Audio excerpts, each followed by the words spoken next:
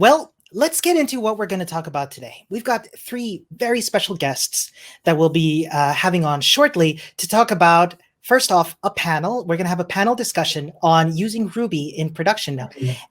After that, Sophia, who's already joined, hello, will be joining us to talk about using Vagrant and Ruby at HashiCorp. Yes, so one of our first panelists I'd like to introduce is Eileen. Eileen is a principal engineer at GitHub, part of the Rails core team, and a serial conference speaker. Next up, we've got Yorick from Git, who is a senior backend engineer at GitLab since quite a while, from my understanding, based in the Netherlands. And I've seen a lot of pictures that he's been posting of the stars. So those are quite pretty. Welcome. And our final guest is Sophia, a software engineer at HashiCorp, previously worked at Anaconda, Moo, and Hootsuite. Well, once again, let me take the opportunity to say on behalf of everybody, thank the three of you so much for coming on today. We are so eager to hear about how Ruby is being used in production at your respective workplaces. And I would like to kick off this discussion by asking a question you've probably been asked before, but probably on a lot of folks' minds. Quick reminder, if you've got any questions, do please feel free to post these on Discord. So the question is, how's Ruby 3 treating you? Feel free to go ahead and start chatting with us. So Yorick, Eileen, how is Ruby 3 treating you? We're not on Ruby 3 yet. Also, I have decided that I am retired from doing upgrades, so I'm not personally doing this upgrade. But we have our build screen, so we're close to production testing, but we haven't gotten there yet. So I can't say it's treating us yet, but we should be there soon. Yeah, I think at GitLab we're the same. I believe we only quite recently upgraded to Ruby 2.7. And I think compared to 2.6, I think we upgraded before 2.5. It wasn't too hard, but it just took a couple of months just to plan it in. I think Ruby 3 is probably going to be a bit more effort.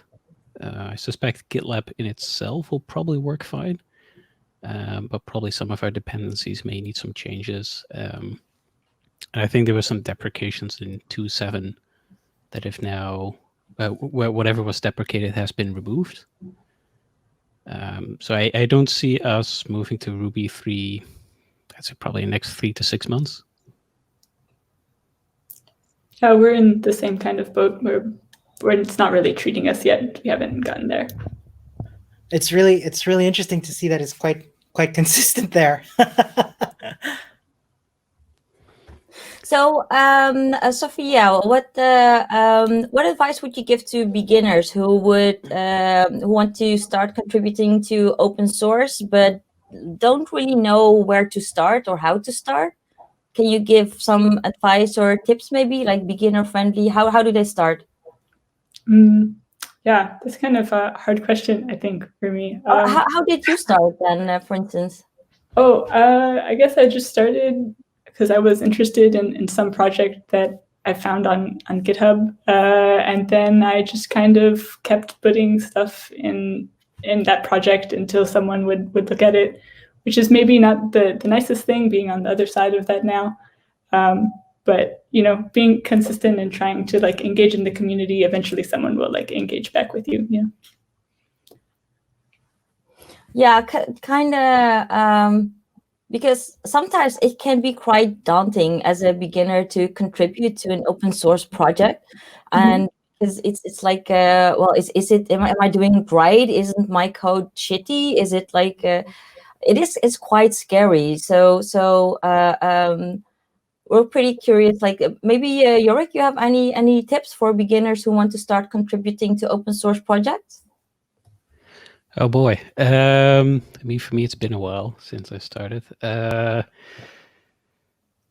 Yeah, I think my experience is quite different, I think, from most people, because I kind of sort of rolled into it. Like I started at a fairly young age, but I didn't really start doing it like professionally until about, I think, 11 years ago at this point. It's difficult to sort of give blanket advice. I think the sort of most important bit to remember there is that when you're starting out, it can feel like whatever you're doing is just, bad, and why are you doing it, that sort of thing. And I think it's important to remember that basically everybody you talk to was at that stage at some point.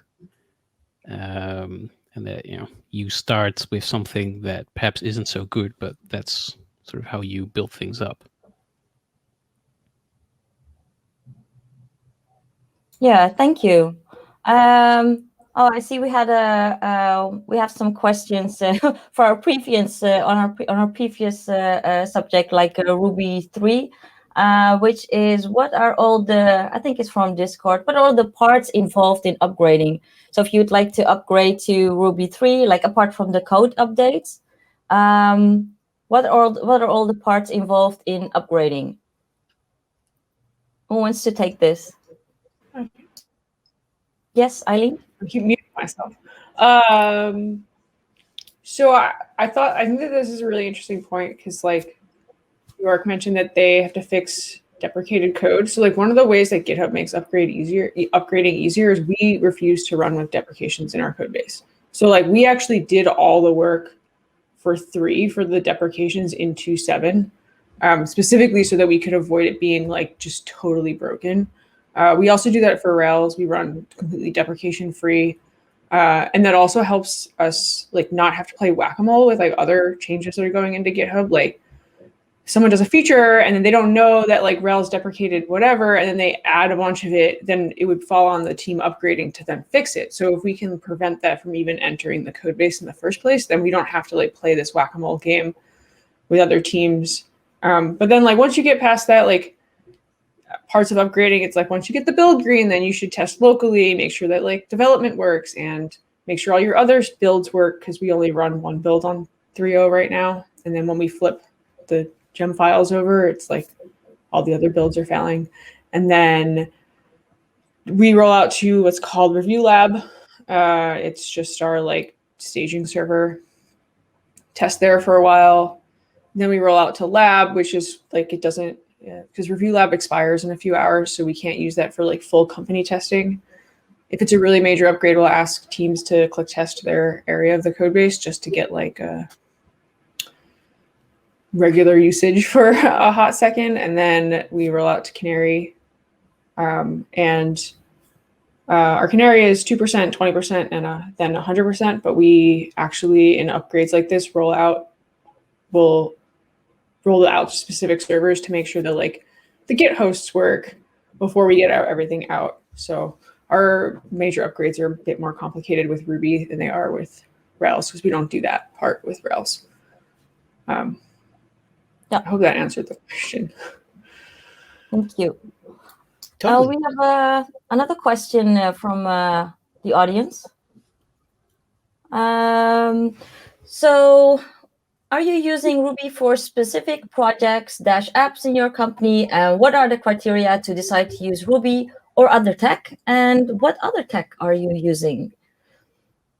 So who wants to take this one? I can start, I guess. We can all do sure. it. You want me to repeat the question? Sorry? You want me to repeat the question? No. I got it. Yeah. So GitLab, the sort of project as a whole, is divided in a couple of different software projects. So there's the sort of main web interface. That one is written in Ruby on Rails. And then we have some sort of side components. Most are written in Ruby. Some newer ones are being written in Go. For example, we have a service called Gitly, which basically fetches data from a Git repository and sort of exposes an API to that data. The underlying idea there is that the Rails application doesn't need direct storage access to the Git repositories. And that service is written in Go. Typically, we default to using Ruby unless there's a good reason for using something else. So this service, for example, it's being used a lot, like GitLab being a Git, or at least part of it being a sort of Git visualization program, and a program to work with Git. It means it's doing a lot of Git operations. And in particular, it needs support for parallelism. Now, you can do that in Ruby with JRuby, for example. I don't remember exactly if we ever considered JRuby for this, but excuse me, we opted to go with Go for this particular service and some similar ones, basically. Besides that, we're not really using any other language. You know, there's some stuff written in shell scripts here and there, but we don't have projects in, I don't know, Elixir or Rust or whatever.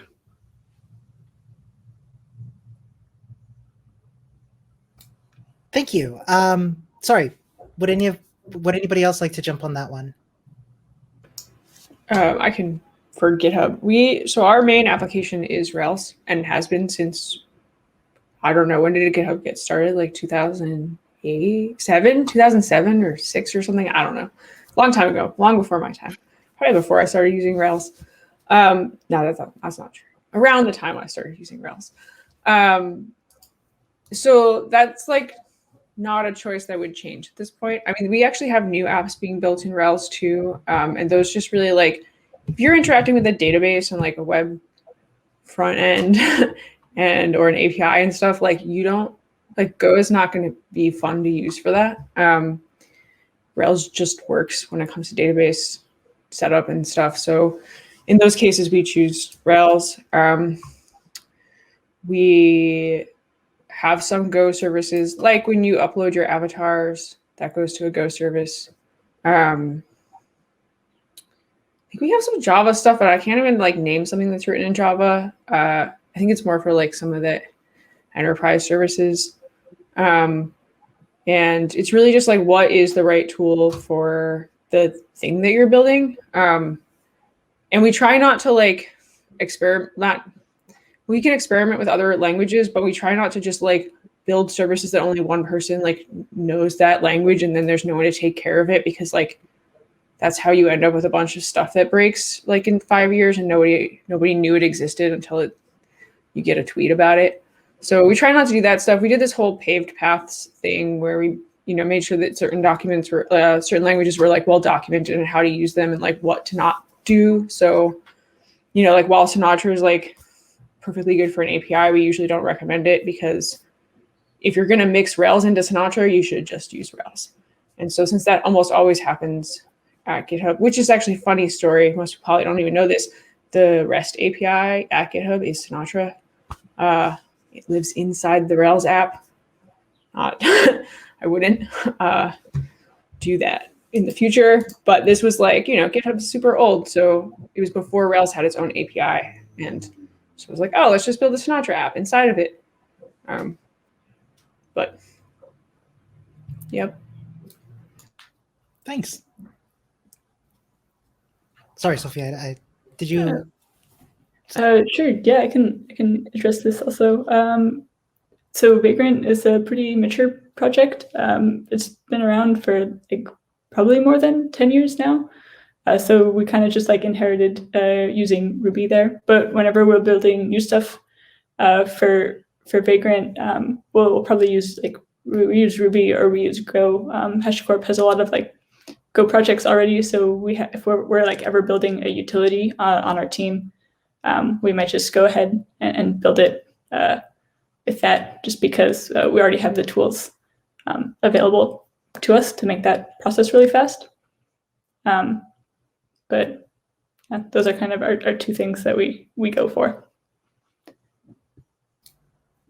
That's awesome. Thank you. I've got another question from the audience. And the question is, what is it about Ruby that makes you want to stick with it, that you like, and that makes you want to stick with the community, that sort of thing?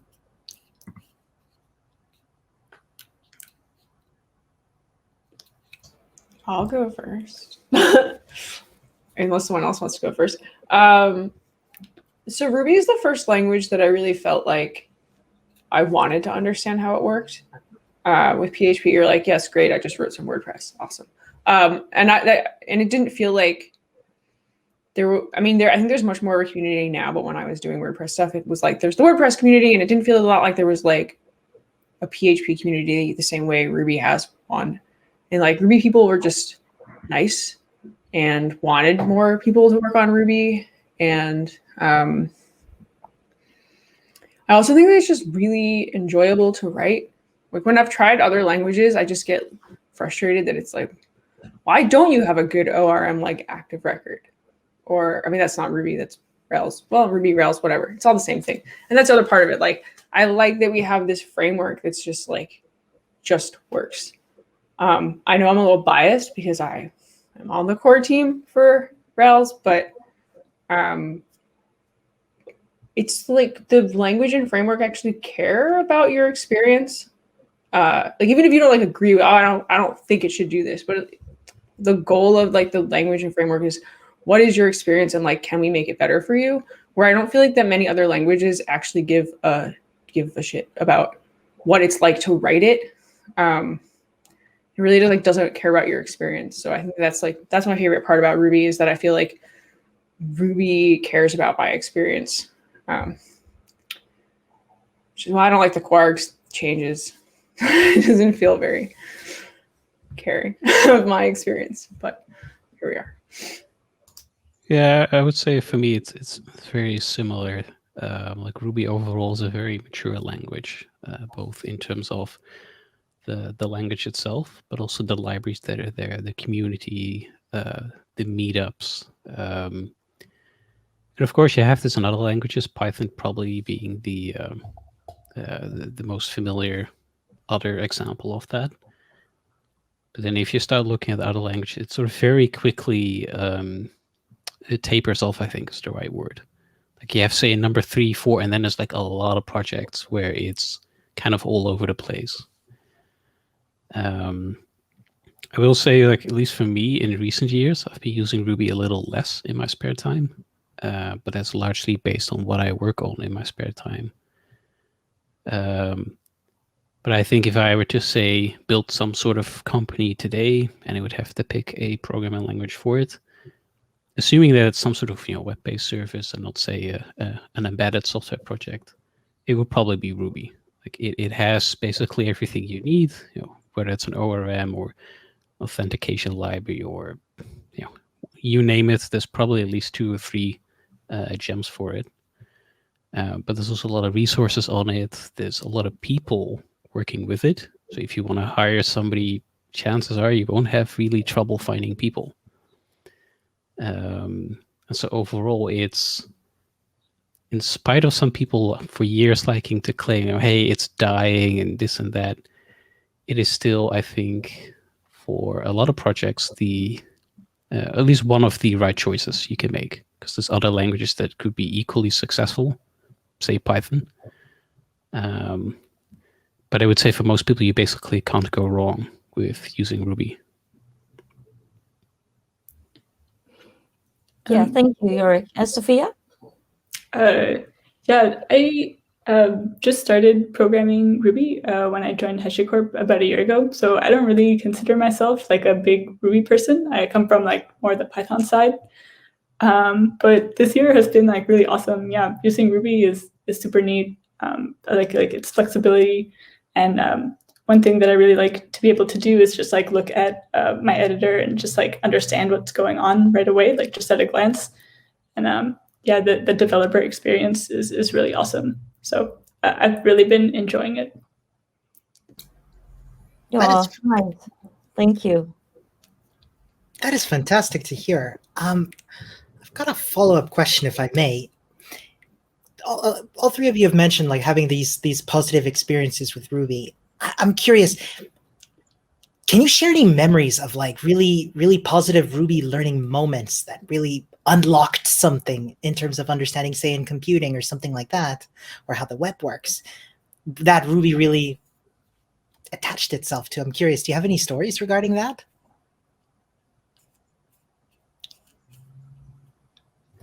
think, at least for me, the trouble here is I've probably had so many I don't remember them, and I personally have a tendency to remember like the bad experiences better than the good ones. Yeah, I can't think of any like specific ones where it's like, oh, I did this in Ruby, and now it made everything more clear. I do remember when I was first trying to learn it.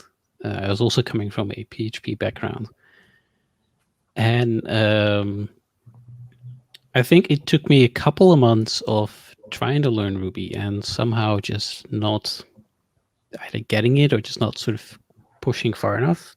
It's been a while, I don't remember the specifics. But then I think at some point it clicked, and that's sort of where you could basically almost see sort of the snowball rolling downhill, because you're like, okay, here we go.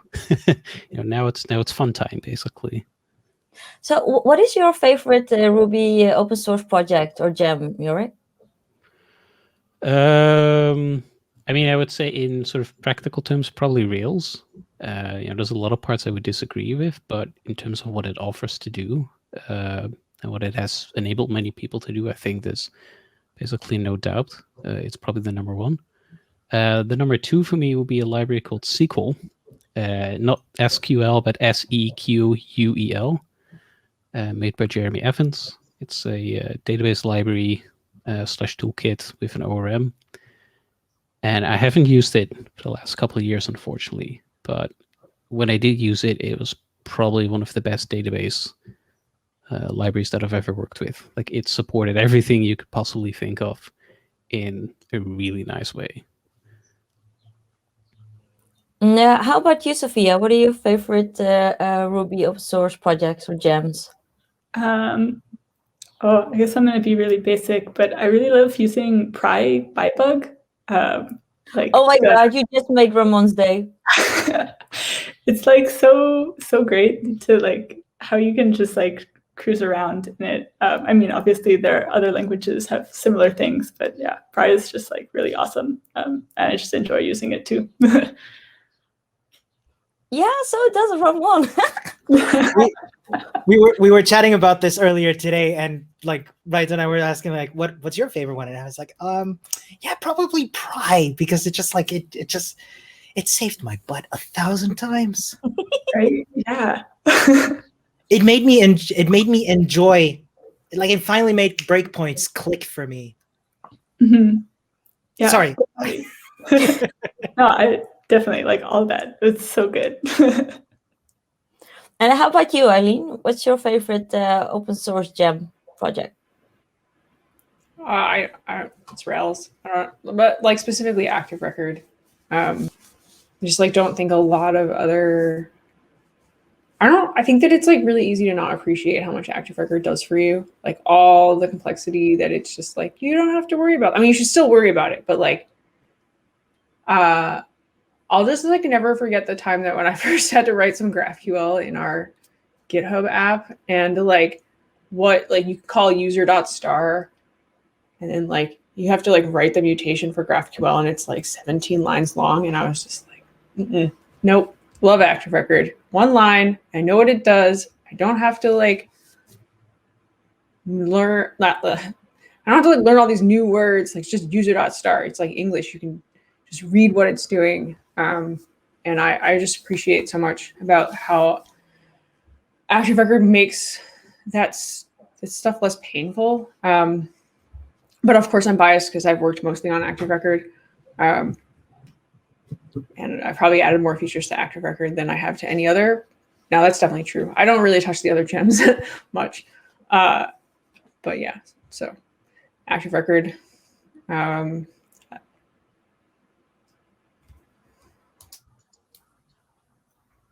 Awesome. Thank you. Thank you. Yeah, let's stick to this topic of open source. I hope it's safe to assume that you've all been doing a lot of open source in your spare time or as your jobs. One thing that I definitely struggle with is knowing like what's good enough of my silly side projects to put up on GitHub and sort of expose to the world. What would you say to like yourself maybe a handful of years ago. What is good enough? Well, I always say there's not enough ridiculousness in the world. So like, if you have ridiculous stuff, just put it on GitHub. Like what? Someone be like, this code isn't perfect, but it brought me lots of joy. Like, who's going to say that? You should just, I mean, maybe somebody will, but you should just ban that person and like let everyone else just tell you how awesome your like cat generator is or whatever. And I mean, in those cases, I like probably wouldn't be like, hey, use this gem in your app unless you need to generate cats. But I don't think there's anything that's like not worth putting on GitHub. I put a lot of weird stuff. I don't know if it's that weird, but I like put like every demo app that I make on GitHub. I mean, it's easier for me to say that because like I work at GitHub, so we get free repos. But that was like the motivation for me before I worked at GitHub was like, oh, I want to put this on GitHub, but like I don't want anyone to see it yet. And so you make it a little better and then you open source it. Because then if it's public, you don't have to pay for the repos. But I mean, like, I just think that you should put anything on there. If it's not production ready, just label it as such. You don't really have to, unless like you end up on Hacker News or Reddit, you're probably not going to get anyone like getting weird in your comments. Hopefully. And if you do, if like anyone's ever harassing you on GitHub, like tell GitHub support and they'll just get like they'll take care of it. Yeah, I agree there. I would say like probably default to putting it in public. Obviously, if it has private info in it, maybe not. Like I have some scripts related to financing that make some assumptions about the name of my bank account, for example, and the names of some companies so it can categorize it. That I wouldn't put on GitHub because I don't need people to know where I buy my groceries. But in terms of silly things, like years ago, I made a sort of like a static site generator for pictures for my cat at the time. And it would basically sort of sync it, crop them automatically and that sort of thing. And I don't think anybody ever saw it, but I put it on GitHub at the time because why not? I have a Git repo there. It's free. So, why not put it there, basically? I think there for beginners, it can perhaps be a bit scary because they might think what if somebody comes in and starts criticizing me? It does happen, but at least from what I know, that's generally when the project is sort of shared somewhere. Like let's say it's shared on Reddit and it does something silly. Inevitably, you'll get a lot of people going like, "No, actually, you should have written it this way. You should have used that language." I would say probably the best response to this is just ignore it. Like GitHub at least has various facilities that you can lock the project, you can block people, etc. GitLab has some work to do in that area, unfortunately. So in practice, I wouldn't worry too much about that. So as a maintainer, if you're running a project, what's the best way to turn down an otherwise great PR that doesn't fit? Like how do you say no in a sweet, nice, gentle way without scaring off the developer who actually wrote the PR? Eileen? That one's kind of hard because Rails is super opinionated. So it can make it easier to know what should go in because you're like, well, it doesn't go with Rails opinions. So usually in those cases, it's documented. So we can say like, hey, no, we don't. Or like, we'll get a lot of what we call cosmetic PRs where somebody just reorganizes the code or uses a different method that's exactly the same or something. And we'll reject it based on it being cosmetic, which is also documented. Or if it's like a performance fix, but it's too much of a micro performance fix, like we consider that cosmetic because if it doesn't have an impact, like there's no point in like doing code churn or worse, making it harder to read just to like shave a microsecond off of the build that never even actually affects production. So for like, but then if it's just a feature that's like doesn't have documentation that we can't say like, hey, sorry, like we don't do this. Usually we try to like explain why it's not a feature that Rails wants. Sometimes it's just like, this is like really complex and we just don't want to add that, or I don't know, I can't think of one, or oh, this isn't the right fix. In some cases, we'll take someone's PR and then fix it. If there's been like a lot of back and forth and we just like don't want to have to keep making the contributor go back and forth, we'll take the PR down, like clone it down and then fix it and then push it up with their authorship on it. So they still get the credit, but we don't have to like keep going back and forth because it gets old after a while. And like, if you ask them for something and they do it, then you don't see it. And then there's a merge conflict and you're like, do I ask them to go back and fix it again? That seems kind of annoying for them. So sometimes we'll do that. And it really depends on the situation. Like we try to like at least say, thank you, but we don't want this feature. Please come back again with something else. Or if it's someone who keeps opening PRs that we keep closing, like so sometimes we'll get 5 or 6 PRs from the same person who's new, and a lot of their changes are cosmetic, or they're changing all the favors to favor spelled the UK or like Canadian way with the U in it. And we'll be like, no, let me like try to have a conversation with them. And sometimes like if it's really bad, we'll like reach out to the contributor directly and say like, or sometimes we'll see someone like commenting on all the PRs, telling people what to change. And then we'll have to like reach out to them and say like, dude, maybe chill out a little bit, because like you're giving them the wrong advice, and then they're going to get frustrated that we're asking them to do something else. And it's my number one GitHub pet peeve is that it is not clear who is a project maintainer and who is just someone from the community. And it can make it very difficult. I realize I work at GitHub. And I'm saying that, but everyone knows that this is my pet peeve. I say it all the time at work too. Just like, if you can't tell like who is a maintainer and who's random person who stopped by to give you advice on your pull request, you're going to get frustrated that two people are telling you something different when you don't realize they have different levels of expertise and power in that case. I don't know if that answered the question, but that answered a question that maybe somebody had. Thank you. Sorry, would any of you two like to also have a go at it?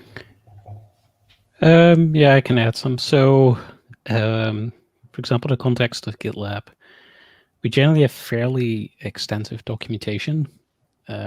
Like both in our sort of public handbook, although that's more company oriented, and our documentation for developers. Sometimes it does reach a bit of a point where there's so much you don't know where to start. It's a bit of a running joke that sometimes that at least the handbook is sort of a black hole. Like information goes in, but there's so much it can be difficult to get it back out. But we specifically have a team that deals with community contributions, interactions. I forgot what we exactly called the team. But they, for example, engaged when you have somebody contributing and they are doing these sort of drive-by comments where they go through like 20 patches and comment all sorts of things that are perhaps unnecessary, unpleasant, whatever. And then that team might engage them either in the issue or perhaps through email saying like, hey, what's going on, or we had some complaints, that sort of thing.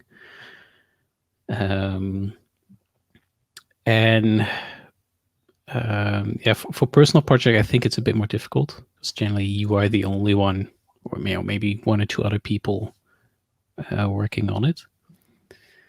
I think for many people, there's the biggest hurdle is that they simply are afraid to say no, because they might think, oh, perhaps they will interpret this too negatively, or perhaps I'll scare them off in some way. And I definitely wouldn't recommend people just write no and then add the label won't fix, for example. But you can explain like, hey, we're trying to achieve this goal, or here's a document that explains it. As Eileen said, generally the best way is have sort of written out what you are looking for, and then you can just link to that. Say, hey, this is the kind of changes we want. Here's a couple of examples of changes that we're not looking for. Please let me know. In other words, have an actual conversation with the people instead of sort of slamming the door shut right away.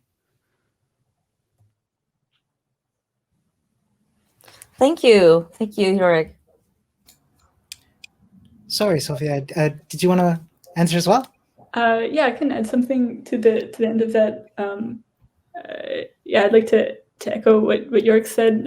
I mean, it always sucks when the right thing for you as a maintainer to do is to reject a pull request, especially when you have a community member who's even excited enough about your project to spend the time to work on something and submit it to you. But yeah, having that conversation about like why this isn't the right thing for the project at this point, and the direction that you want to go in, I think is like the nicest way to just say that this isn't the right thing for right now. But we like still appreciate this kind of contribution and appreciate that contributor, because as maintainers, I think that's something that really excites us when the community engages back with us. Yeah, so Sophie, about that, what role do you play, or do your respective like your company HashiCorp play in the community? So we have a couple of different, or a few different open source projects that are maintained by us. And I guess we maintain them and like contribute to them, and we have like users give us questions and feedback onto like what features they want, and that's kind of like where we lie in contributing back to the community. On the Go side, there's tons of Go packages that HashiCorp maintains that aren't just used by internal HashiCorp engineering, but also other teams at different companies. So that's kind of where we lie. Thank you, Sophia. So Yorick, how about you? What role do you play in the community and GitLab? In the yeah, so nowadays my role, at least in GitLab specifically, is a bit more sort of backstage oriented. So for the first couple of years, I was doing a lot of performance optimizations, and that was fairly community facing, because I was one of the few, when I started, the only one doing it. So I was the one going through all the issues, dealing with everything basically. And nowadays I'm more focused on all the release tooling, processes, etc.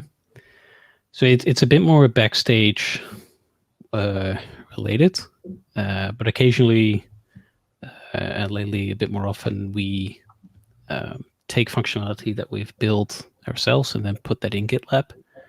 And through that process, you interact more with the community. But that's more this process of, hey, we're considering building this. What are the things you would perhaps be looking for? Or you basically ask specifically for feedback.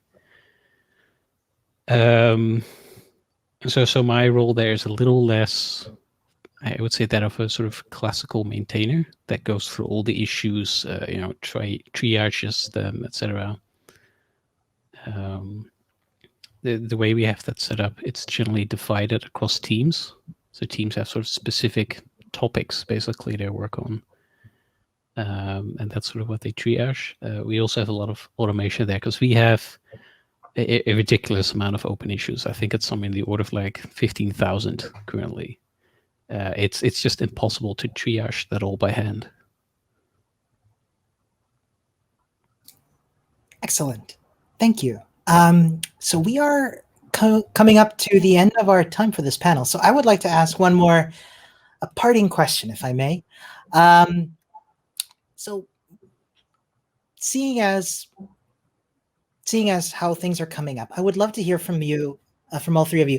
What would you like to see more of in Ruby or the Ruby community itself? And what is your wishes for Ruby? What are your wishes? I can English for Ruby in the upcoming year. Maybe Sophia, since sorry. All right, I was just going to close. I would say for me that would be better language server integration. So there is Solar Graph, I believe it's called, but Ruby as a language itself just makes this rather difficult due to how dynamic it is. And I would like to see the Ruby core devs focus on that to some degree, not just like, for example, they added type hinting in Ruby 2.7 and then sort of made it official 3.0, I believe. But I think they would have to take it a bit further and actually start building the sort of language server tools, processes, etc. for it. Because I believe that, especially for large projects like GitLab, GitHub, etc., I think they would be incredibly helpful for the development process.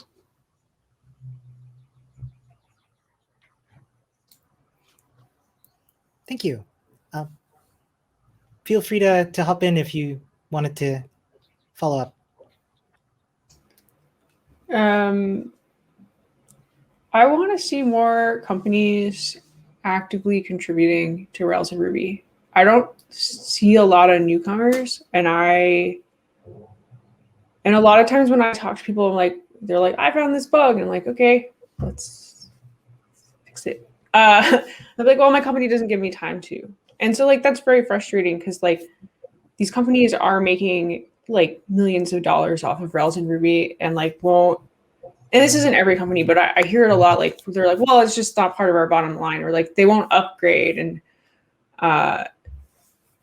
upgrading gets you closer to like contributing. Like you can't contribute to Rails and Ruby if like you're on an old version, right? Like because no one cares if you have like a 7-year-old bug. It's like upgrade and the bug is fixed. You know, we're not going to fix the Rails 3.2 because you've got a bug in it. So first, like I want to see everyone upgrade and like upgrade often. You know, like sometimes companies are like, oh well, you know, I'll just like wait until like 5.2 is going to be. Well, I think it's EOL now. Maybe it's not. I can't remember. Let's EOL 5.2 and then we'll upgrade. And I said, well, that's like the wrong way to do it. Like GitHub, we're like running off of Rails main. Like we can do it, and I don't think that everybody should run off Rails main. Like if you don't know what's coming into the release like each week, that's fine. But like waiting 6 years to upgrade is like bad for you, and it's not just bad for you. It's bad for the community, and ultimately it's going to be bad for your bottom line. And this is true of any language that you're not upgrading. The longer you wait, the like more that foundation of your application crumbles. So I want to see companies upgrading, and then I want to see them contributing. If you find a bug in Ruby 3, like at least open an issue. There's, you know, we found that Stackprof was segfaulting, so we fixed this Stackprof segfault. There was something else with the caller locations that we found, but like we didn't know how to fix it, so we just opened an issue and it got fixed within like 24 hours. And so maintainers can't fix stuff they don't know about. Just because GitHub is running on Rails main doesn't mean we have the same bugs that Basecamp has when they run off main or Shopify has when they run off main.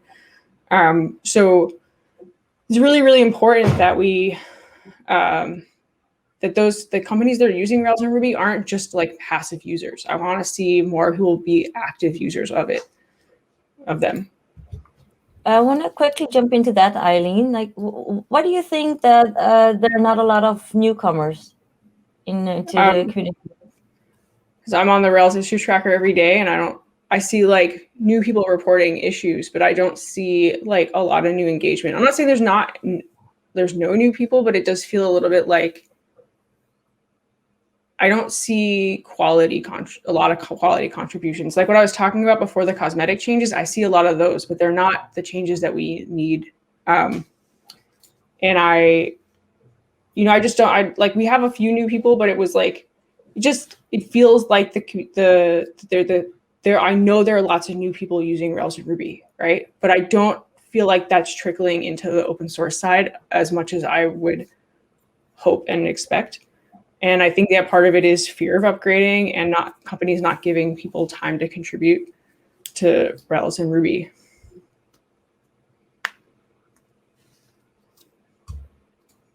Yeah, I mean, exactly. What you reckon we could do as maybe as a community or something to improve on that?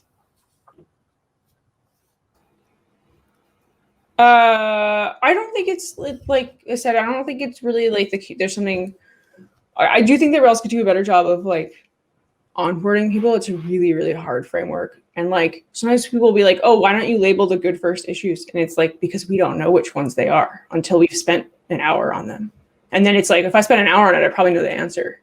So it's like hard to be like, "Well, I'm not going to fix it and label it good first issue." That's seems like not great for the rest of the community who's like using that version and like, where's the fix? So it's sort of like a chicken and egg situation in that case. But I think that like if companies gave people more time to contribute, then that would improve. I think it's a group effort and that like we could do everything, but if companies won't let people contribute, then it doesn't matter. It's like, I don't think that we should like all be working on open source in our free time. Like I don't work on open source in my free time anymore. I used to spend like nights and weekends on it. And like now that GitHub lets me or wants me to make Rails better for GitHub, I don't do that on my nights and weekends because it's like working for free overtime. But like it's hard to get into open source without doing that first. And that's why I want companies to like give people the time. And I don't mean like a sad Friday every 3 months. I mean like, say if you find a bug, you can fix it. Don't like, because you're not going to find a bug on a Friday that is like your 5 minutes to like work on Rails open source. Like you find the bug when you're upgrading and then you go fix it. And like, that's the difference. It's like, you have to be involved in the entire life cycle of your application, including the foundation. And if you're not, like, and it's just an app. Yeah, I think there are a lot of companies that have this sort of idea that the software we care about is the software we ship. Everything else that sort of magically comes to life and works, and we don't care about that. So I think sort of in general, all projects could do is they sort of could highlight, for example, contributions more. Like in GitLab, we have in the monthly post, we have this whole section dedicated to the MVP, like the best contribution that month, for example. We highlight occasionally more than one, and projects could do that. But I think a significant portion of that is indeed companies sort of having to change their culture from, and this sounds perhaps a bit negative, but from like purely consuming open source to also producing it, and by producing not just producing their own things, but pushing things back into the projects that they use. But I think that's a very difficult change to make. Certainly going to take a lot of very small steps to get there.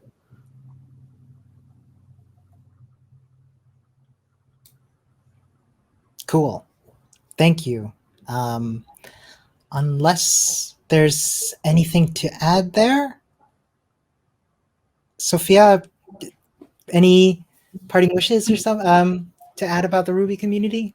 Yeah, as I mentioned before, I'm pretty new to the Ruby community, so I don't really have anything that I feel like I really want to see from it, other than maybe have expectations for myself to participate in it more, and perhaps take some of Eileen's advice and really dig into. I mean, I'm not really a big consumer of Rails, but I mean Ruby and Gem and Bundler, which are all like important pieces of infrastructure in this community.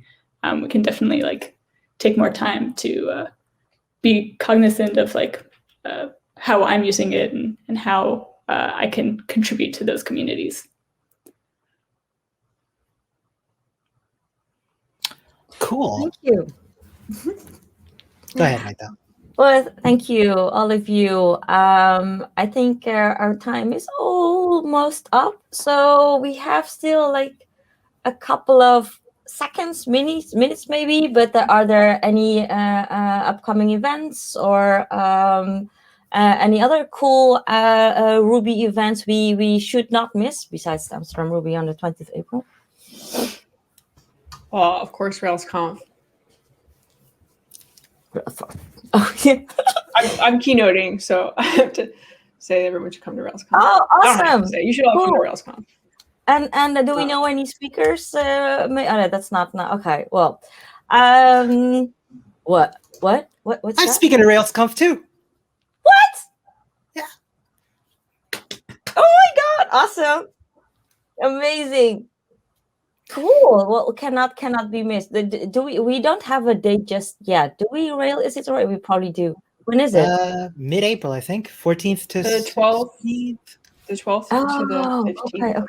Okay. So we have It's Eileen, 4 days. and we have Ramon as one of the speakers. Oh my God, I have to. I cannot miss this. Okay. Oh, there you go. April 12, 15. Awesome.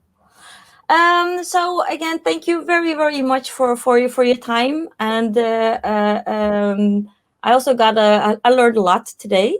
So thank you, Yorick. Thank you, Eileen, and thank you, Sophia.